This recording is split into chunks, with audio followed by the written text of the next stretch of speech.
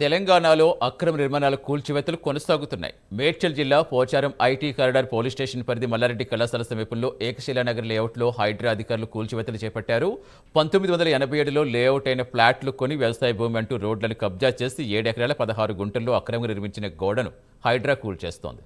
ఈ క్రమంలో భారీగా పోలీసులు మోహరించారు. పూర్తి సమాచారం ఇచ్చేందుకు మా కరెస్పాండెంట్ ప్రవీణ్ జరుగుతారు. ప్రవీణ్, ఇంకా హైడ్రా అధికారులు ఏం చెప్తున్నారు? అసలు వ్యవసాయ భూమి అంటూ రోడ్లను కబ్జా చేయడం ఏంటి? ఇంకా ఎంత మేర ఈ కబ్జాలు ఉన్నాయని చెప్తున్నారు?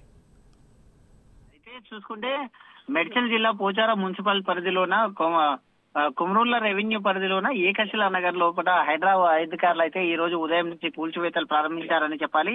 అదేవిధంగా ఏకశిలా నగర్ లో గల ప్రైవేట్ సర్వే నంబర్లు అయినటువంటి 739 నుండి 749 వరకు మొత్తం టోటల్ గా 10 సర్వే నంబర్లు ఉన్నాయి. ఆ యొక్క 10 సర్వే నంబర్లో మొత్తము అయితే వెంచర్లు ప్రైవేట్ వెంచర్లను అయితే వేశారు.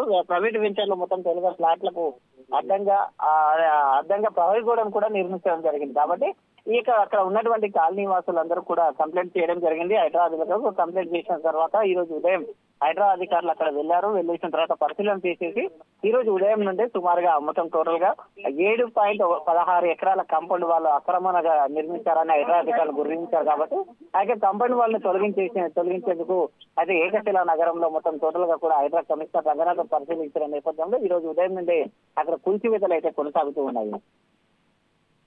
Thank you Praveen.